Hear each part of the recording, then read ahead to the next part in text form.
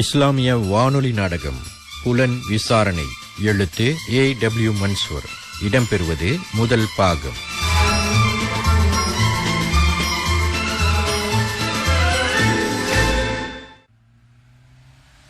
யார் ரப்பே, இவரை யாரு டிரான்ஸ்பர் வாங்கிட்டு இந்த பாடாக்கு வர சொன்னது? பெண்டிங் ஃபைலை தேடி தேடி என்னோட பெண்டு கலண்டு போச்சு.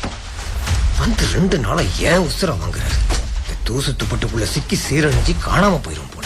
இவர் யாரு பெண்டிங் ஃபைல்லாம் விசாரணை பண்ண சொன்னது? என்ன மீர், ஒரே புலம்பலா இருக்கு? அது வந்து சார், தும்மல் சார். அதான். ஆமா, நான் கேட்ட அந்த பெண்டிங் ஃபைல் என்னாச்சு? வச்சுதா இல்லையா? தேடிக்கிட்டு இருக்கேன் சார். போன வருஷம் பரபரப்பா பேசப்பட்ட தொடர் தற்கொலை வழக்கு முடிவு என்னாச்சு? ஆனா அது உண்மையிலேயே தற்கொலை வழக்கு தான் சார். அது எப்படி அமீர், தொடர்ந்து 4 பேர் ஒரே பில்டிங்ல இருந்து குதிச்சு தற்கொலை பண்ணிருப்பாங்க? சார் கண்டிப்பா சந்தேகம் வரத்தான் செய்யும் சார். ஆனா அந்த வீடு பல அமானுஷங்கள் நிறைஞ்ச வீடு சார். 5 வருஷத்துக்கு முன்னால் அந்த வீட்டுல குடியிருந்த ஒரே குடும்பத்தை சேர்ந்த 5 பேரு தீ விபத்துல பலியாயிட்டாங்க. என்னது? அதுக்கு பின்னால் அந்த வீட்டுக்காரமா கீழ் மாடியையும் 1வது மாடியையும் யாருக்கும் வாடகைக்கு விடல. போன வருஷம் தான் சார் 3வது மாடியில் உள்ள சில அறைகளை வாடகைக்கு விட்டாங்க.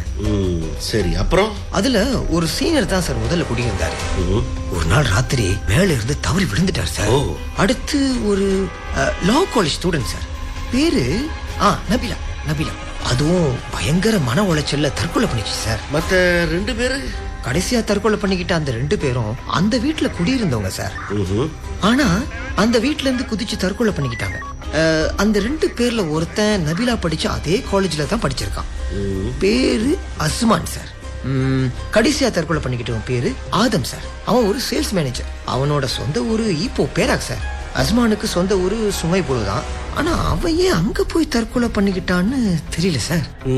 சரி, நபிலா மேல அந்த 2 பேருக்கும் காதல் அப்படி இப்படின்னு எதுவும்? அப்படித்தான் சார் நினைச்சு இன்ஸ்பெக்டர் ரஷீத் தன்னோட விசாரணையை தொடங்கினாரு. ஆனா அப்படி எதுவும் இல்லைன்னு விசாரணையில தெரிஞ்சிருச்சு சார். நபிலாவோட நெருங்கிய தோழி, காலேஜ் கேம்பஸ், இப்படி யாருமே அவங்களுக்குள்ள காதல் இருந்ததா விசாரணையில சொல்லல சார். அதோட போஸ்ட்மார்ட்டம் ரிப்போர்ட்ஸும் விசாரணை முடிவும் தற்கொலைன்னு ப்ரூவ் ஆயிடுச்சு சார். ஃபைலை க்ளோஸ் பண்ணிட்டு அடுத்தடுத்த கேஸை விசாரிக்க கிளம்பியாச்சு சார். ரொம்ப குழப்பமா இருக்கே அமீர் சார். சந்தேகப்பட வேற எந்த காரணமும் இல்ல சார். அந்த வீட்டுல இருந்து கீழே குதிச்சு தற்கொலை பண்ணிக்கிட்ட அந்த 4 பேர் பின்னாலையும் தற்கொலைக்கான தகுந்த காரணம் இருக்கு சார். அப்படியா? முதலாவதா ஆஹோங்கிற சீனர் போத தலைக்கேறிய நிலையில தவறி விழுந்து செத்துருக்காரு. சரி. 2வதா அந்த லா காலேஜ் ஸ்டூடெண்ட் நபிலா சரியான மன உளைச்சல் இருந்திருக்காங்க சார். லா படிக்கிறது அந்த பொண்ணோட கனவா இருந்திருக்கு சார். 1 வருஷம் பிரச்சனை இல்லாம போன அந்த பொண்ணோட படிப்பு 2வது வருஷம் ஃபீஸ் கட்ட முடியாத அளவுக்கு போயிருக்கு. அந்த பொண்ணோட குடும்பத்தாலையும் பணத்தை புரட்ட முடியல சார். அந்த மனவேதனையில அது தற்கொலை பண்ணிக்கிச்சு சார். இது அந்த பொண்ணோட குடும்பமும் ஒத்துக்கிட்டு இருக்கு. விசாரணையும் அதை உறுதிப்படுத்துது சார். அடுத்து அந்த ஆதம் சார், அவனுக்கு ஒதுக்கப்பட்ட டிவிஷன் வியாபாரம் மந்தமானதால மேலதிகாரிங்க அவனுக்கு பிரஷர் கொடுத்திருக்காங்க. அந்த மன உளைச்சல்ல இருந்த அவன் ஆபீஸுக்கு 2 நாள் லீவ் போட்டுட்டு வீட்டோட இருந்திருக்கான். கடைசியில இப்படி ஒரு முடிவு எடுத்துட்டான் சார். சரி, அந்த லா காலேஜ் ஸ்டூடெண்ட் அஸ்மான்? அதான் சார் கொஞ்சம் மர்மமா இருக்கு. அவனுக்கு எல்லா வசதியும் இருந்தோம், திடீர்னு இங்க வந்து தற்கொலை பண்ணிக்கிட்டான். 4 பேரு அந்த ஒரே வீட்டுல இருந்து தற்கொலை பண்ணிக்கிட்டது என்னால நம்பவே முடியல அமீர். சார் அதுக்கு இன்னொரு காரணமும் இருக்கு சார். என்னது? இத நான் சொல்ல சார், அந்த பகுதி மக்கள் பரவலா பேசிக்கிற விஷயம் சார். இது என்னன்னு பேசிக்கிறாங்க சார்? அந்த வீட்டுல நிகழ்ந்த தீ விபத்துல பலியான அந்த 5 பேரோட ஆவிதான் இந்த 4 பேரோட மரணத்துக்கு காரணம்னு பேசிக்கிறாங்க சார். அட போங்கய்யா, இதெல்லாம் ஆவிங்களோட வேலைன்னு நீங்களும் நம்புறீங்க, அப்படித்தானே? கிட்டத்தட்ட சார். அமீர் சொல்லுங்க சார். செத்து போனவங்க எல்லாமே பேய அலைஞ்சா இந்த உலகத்துல மனுஷன் குடியிருக்க இடமே இல்லாம போயிருக்கும். நான் இதெல்லாம் எப்பவுமே நம்பாதவன். மனசை போட்டு குழப்பிக்காம அந்த ஃபைலை தேடி எடுங்க அமீர். சரி சார். சார் என்னது? இந்த ஃபைல் கிடைச்சிருச்சு சார். குட். ஆமா, இது என்ன போனஸா ஒரு ஃபைல்? ஒன்னு விசாரிச்சா ஒன்னு ஃப்ரீன்ற மாதிரியா? சாரி சார், அது ஒரு கம்ப்ளைண்ட் ஃபைல் சார். தன்னோட வீட்டை சொந்த தம்பியே மிரட்டி கேட்கறதா ஒரு வயசான அம்மா கொடுத்த புகார் ஃபைல் சார் அது. ஆமா, இது என்ன அந்த தற்கொலை நடந்த வீட்டோட முகவரியும் இந்த அம்மா கொடுத்த வீட்டோட முகவரியும் ஒன்னா இருக்கே? தெரியலையே சார். அந்த தற்கொலை வழக்க இன்ஸ்பெக்டர் ரஷீத் விசாரிச்சாரு. சரி. இந்த அம்மாவோட கேஸ் 5 வருஷத்துக்கு முன்னால உள்ளது சார். இத இன்ஸ்பெக்டர் இன்ஸ்பெக்டர் மோகன் விசாரிச்சார் சார். இதுல ஏதோ ஒரு பெரிய மர்மம் அடங்கி இருக்கிற மாதிரி தோணுது அமீர். அப்படின்னா சார் உடனே மறுபடியும் விசாரணையை ஆரம்பிக்கிறோம். சார் சார் சார் வேணாம் சார், அது காத்து கருப்பெல்லாம் குடியிருக்கிற வீடு சார்.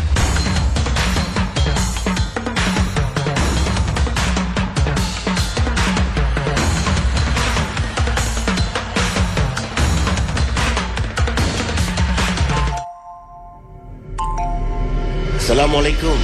வலைக்கும் சலாம். நீங்க போலீஸ், உங்ககிட்ட கொஞ்சம் விசாரிக்கணும். எத்தனை தடவை தான் விசாரிப்பீங்க சார்? உங்களுக்கு என்ன பார்த்தா எப்படி இருக்கு? ரொம்ப சந்தோஷமா இருக்கு நீ சுமைரா. கொஞ்சம் ஒத்துழைப்பு தாங்க ப்ளீஸ். ஆமா, வீட்டுல வேற யாரும் இருக்காங்களா? இல்ல, வெளியில போயிருக்காங்க. அப்போ நல்லதா போச்சு. ஓகே மிஸ், வாங்க அப்படி உட்கார்ந்து பேசலாம். ஹலோ மிஸ்டர் போலீஸ், இது என்னோட வீடு. எங்க உட்கார்ந்து பேசணும்னு நான் தான் முடிவு பண்ணணும், நீங்க இல்ல. ஹலோ ஹலோ, நீங்க ரொம்ப உணர்ச்சி வசப்படுறீங்க மிஸ். பேசாம பாலாய்க்கு போயிடலாமா? யா அல்லாஹ், என்னை ஏன் இப்படி சோதிக்கிற? சரி உட்காருங்க ப்ளீஸ். மனசுல உள்ள எதையும் மறைக்காம போலீஸ் கிட்ட சொல்லிட்டா அவங்க ஏன் திரும்ப திரும்ப வந்து உங்களை தொந்தரவு செய்ய போறாங்க? என்ன மிஸ்? என்னோட பேரு உமைரா. நீங்க கேட்க வந்ததை கேட்டுட்டு தயவு செஞ்சு கிளம்புங்க ப்ளீஸ். உங்ககிட்ட கேட்க வேண்டியது எல்லாத்தையும் எனக்கு முன்னால இருந்த ஆபீசர்ஸ் கேட்டு முடிச்சிட்டாங்க. ஆமா, நானும் சொல்லி முடிச்சிட்டேன். அப்புறம் என்னத்தை எதிர்பார்க்கறீங்க என்கிட்ட இருந்து? உண்மைய அவங்க கிட்ட சொல்லாம மறைச்ச சில விஷயங்களை, இப்பவும் மனசுக்குள்ள போட்டு பூட்டி வச்சிருக்கிற சில ரகசியங்களை. என்கிட்ட அப்படி எதுவும் இல்ல. ப்ளீஸ், விசாரணைங்கிற பேர்ல என்ன வெறுப்பேத்தாதீங்க. Okay okay okay miss Umaira, தற்கொலை பண்ணிக்கிட்டதா நம்பப்படுற உங்க தோழி நபிலாவுக்கு உங்களை தவிர வேறு நெருங்கிய நண்பர்கள் இருக்காங்களா? அப்படியெல்லாம் யாரும் இல்ல சார். எனக்கு தெரியும். நிச்சயமா நீங்க உங்களுக்கு தெரிஞ்ச ஏதோ ஒண்ணு என்கிட்ட இருந்து மறைக்கிறீங்க. அடுத்தடுத்த விசாரணையில நீங்க சொல்றது பொய்ன்னு தெரிஞ்சிச்சு, அப்புறம் உங்களை வீட்டுல வச்சு விசாரிக்க மாட்டேன். புரியும் நினைக்கிறேன். புரியுது சார். உங்களுக்கு நான் ஒண்ணு சொல்லட்டுமா மிஸ்? சொல்லுங்க சார். மூமின்களே, நீங்க நீதியின் மீது நிலைத்திருப்பவர்களாகவும், உங்களுக்கோ இல்ல உங்க பெற்றோருக்கோ இல்ல நெருங்கிய உறவினருக்கோ விரோதமாக இருந்தாலும் அல்லாஹ்வுக்காகவே சாட்சி கூறுறவங்களாக இருங்க. நீங்க யாருக்காக சாட்சியம் கூறுறீங்களோ அவங்க செல்வந்தராக இருந்தாலும் சரி, ஏழையாக இருந்தாலும் சரி, உண்மையான சாட்சியம் கூறுங்க. ஏன்னா அல்லாஹ் அவங்களை காக்குறதுக்கு அருகதை உடையவன். அதனால நியாயம் வழங்குறதுல மன இச்சையை பின்பற்றாதீங்க. நீங்க மாற்றி கூறினாலும் இல்ல சாட்சி கூறுறத புறக்கணிச்சாலும் நிச்சயமா அல்லாஹ் நீங்க சொல்றதையெல்லாம் நன்கு அறிந்தவனா இருக்கான். இதை நான் சொல்ல மிஸ் உமேரா. அல்லாஹ் அல் குர்ஆன்ல சூரா அல் நிசா 135வது வசனத்துல மனுஷனுக்கு எச்சரிக்கை செய்யறான்.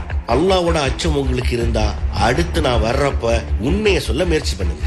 அப்ப திரும்பவும் வருவீங்க? கண்டிப்பா. அப்ப தற்கொலை பண்ணிக்கிட்ட நபிலாவோட மானத்தையும் என்னையும் கேவலப்படுத்தாம விட மாட்டீங்க. ஒரு போலீஸா உண்மையை வாங்குற வரைக்கும் சந்தேக வட்டாரத்துல வர்ற யாரையும் நாங்க மிஸ் பண்றது இல்ல. அப்ப வரட்டுமா மிஸ் சுமைரா?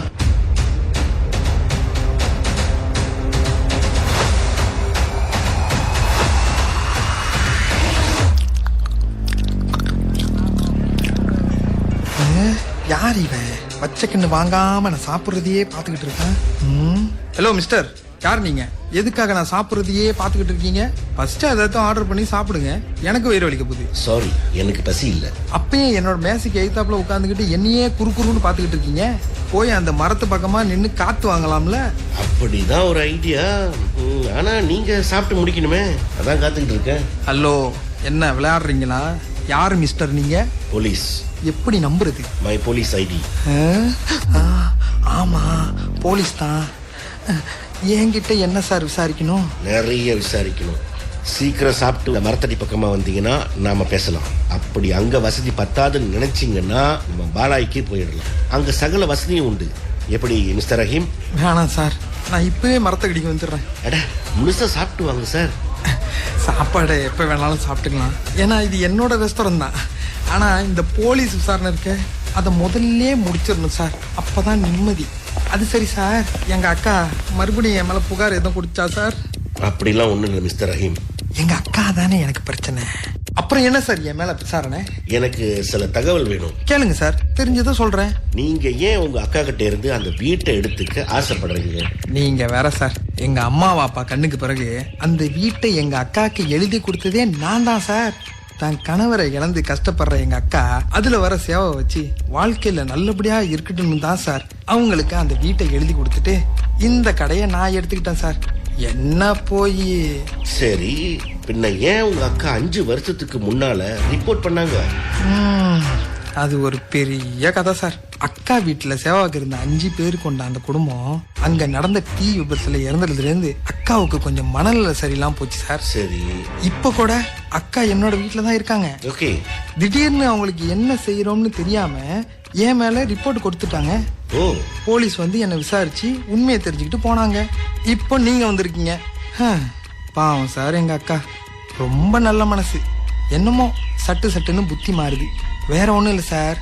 எங்க அக்கா அந்த வீட்டை அப்படியே தர்ம காரியங்களுக்கு எழுதி வச்சுட்டு என் வீட்டிலே இருந்தாலும் நான் ஏன்னு கேட்க மாட்டேன் சார். அல்லாஹ் எனக்கு தந்ததே போதும் சார். ஆக நம்ம இங்கேயே பேசி முடிச்சலாம் போல. ஆமா சார், நானும் கடையை கண்காணிச்ச மாதிரி இருக்கும்ல. உங்க அக்கா வீட்டுல தங்கி இருந்து தற்கொலை பண்ணிக்கிட்ட லா காலேஜ் ஸ்டூடெண்ட் நபிலான்ற பெண்ணை தெரியுமா? தெரியும்னு சொல்ல முடியாது சார். அந்த பொண்ணு ஒரு சில நேரம் நம்ம கடைக்கு வந்து சாப்பாடு வாங்கிட்டு போவோம். சரி, அந்த பொண்ணு தற்கொலை பண்ணிக்கிட்ட பின்னாலதான் அக்கா வீட்டுல தங்கிருச்சுன்னு எனக்கு தெரிய வந்துச்சு. போலீஸ் இது சம்பந்தமா உங்ககிட்ட விசாரிக்கலையா? விசாரிச்சாங்க சார். ஹவுஸ் ஓனர்ங்கிற முறையில அக்கா கிட்டே விசாரிச்சாங்க. அப்புறம் அது தற்கொலைன்னு உறுதியாச்சு சார். அடுத்தடுத்து நடந்த 2 சம்பவத்தையும் போலீஸ் அக்கா கிட்டையும் என் மனைவி மஸ்னா கிட்டே விசாரிச்சுட்டு போனாங்களாம் சார். சரி, சம்பவம் நடந்த அந்த வீட்டுல பேய் நடமாட்டம் இருக்கிறதா பேசிக்கிறாங்களே, அது உண்மையா? சார், அது வேணும்னே பரப்பப்படுற வதந்தி சார். அந்த வீட்டை குறைஞ்ச விலைக்கு வாங்கிடலான்னு சில பேர் அப்படி கிளப்பி விட்டுருக்காங்க சார். அதுக்கேத்த மாதிரி இப்ப 4 பேர் அந்த வீட்டுல இருந்து தற்கொலை பண்ணிக்கிட்டாங்க. வெறும் வாய்க்கு அது அவ்வளோ போச்சு சார். ஆனா அங்க பேயெல்லாம் எதுவும் இல்ல சார். பாவம் சார் எங்க அக்கா. அதுல வர வருமானமும் போய் அந்த வீட்டை இந்த வருஷம் ரெனோவேஷன் பண்ணி மறுபடியும் வாடகைக்கு விடணும் சார். ஓகே மிஸ்டர் ரஹீம், அந்த பொண்ணு நபிலா சில நேரம் உங்க கடைக்கு வந்து சாப்பாடு வாங்கிட்டு போகும்னு சொன்னீங்களே, அப்போ அவங்க கூட யாராவது வந்திருக்காங்களா? அப்படி யாரும். நல்லா யோசிச்சு நிதானமா பதில் சொல்லுங்க சார். நல்ல வேலை சார், எனக்கு இப்பதான் சார் ஞாபகம் வருது. சரி, அந்த வீட்டுல இருந்து கடைசியா ஒருத்தன் கீழே குச்சி செத்து போனானே, அவன் பேரு தெரியல சார். அவனும் அந்த பொண்ணும் சில சமயம் ஒன்னா வந்திருக்காங்க சார். அப்புறம் இன்னொரு முக்கியமான விஷயம் சார், அந்த பொண்ணு தற்கொலை பண்ணிக்கிறதுக்கு முதல் நாள் அது கூட ஒரு பொண்ணு வந்துச்சு சார். யாரு? அந்த பொண்ணு கிட்ட இந்த நபிலா தன்னோட ஹேண்ட்பேக்கை காட்டி அழுதுகிட்டே என்னவோ சொல்லிக்கிட்டு இருந்துச்சு சார். அதுக்கு அந்த பொண்ணு என்னவோ பதில் சொல்லிக்கிட்டு இருந்துச்சு சார். நான் கூட அவங்க டேபிளுக்கு போய் ஏதோ பிரச்சனையாமான்னு கேட்டேன். அதுக்கு அந்த பொண்ணு சொல்லிச்சு, காலேஜ் ஃபீஸ் கட்ட இன்னைக்கு தான் கடைசி நாளுன்னு மெசேஜ் வந்திருக்குன்னு. அதான் அழுதுகிட்டு இருக்கான்னு சொன்னிச்சு சார். என்னால என்ன சார் பண்ண முடியும்? 1 வேளை 2 வேளை சாப்பாடு வேணா கொடுக்கலாம், படிப்புகள்லாம் நம்மளால முடியுமான்னு நினைச்சுக்கிட்டு நோந்துக்கிட்டு வந்துட்டேன் சார். ஓகே, அந்த பெண்ணை உங்களுக்கு இப்ப ஞாபகம் இருக்கா மிஸ்டர் ரஹீம்? இருக்கு சார், ஆளை பார்த்தா சொல்லிடுவேன். இத பாருங்க, இதுல நீங்க பார்த்த அந்த பொண்ணு இருக்கான்னு பாருங்க. இவங்க பேர் உமைரா, நபிலாவோட காலேஜ் மேட். இவங்கள தான் அன்னைக்கு பாத்தீங்க? இல்ல சார், இல்ல சார், இவங்க இல்ல. மிஸ்டர் ரஹீம், நல்லா பார்த்து சொல்லுங்க, இவங்கள தவிர அந்த பொண்ணுக்கு வேற ஒரு பெஸ்ட் ஃப்ரெண்டே இல்ல? இல்ல சார், இந்த பொண்ணு இல்ல. எனக்கு தெரிஞ்சு அந்த பொண்ணுக்கு ஒரு 25 வயசுக்குள்ள இருக்கும் சார். சரி, அப்ப அந்த பொண்ணை அதுக்கப்புறம் உங்க கடையில எப்போது பாத்தீங்களா? இல்ல சார், அதுக்கு பின்னால நான் பார்க்கல. இங்க சிசிடிவி எதுவும் இருக்கா? இருக்கு சார், ஆனா கடந்த 3 மாசம் தான் ஓடிட்டு இருக்கு.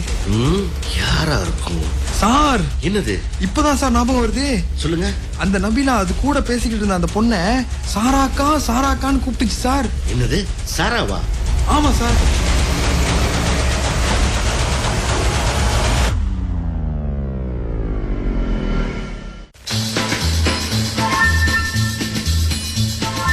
நேர்களே, இதுவரை A.W. மன்சூர் எழுதிய புலன் விசாரணை இஸ்லாமிய வானொலி நாடகம் கேட்டீர்கள். இந்நாடகத்தில் சக்கீப், அமீர் அப்பாஸ், முகமது ரிஸ்வான் மற்றும் ஆமினா ஷஃபிகா ஆகியோர் பங்கேற்றனர். இடம்பெற்றது முதல் பாகம். தயாரிப்பு அப்துல் கனி. #பெர்ஞாரான் ஜாக்கிர்.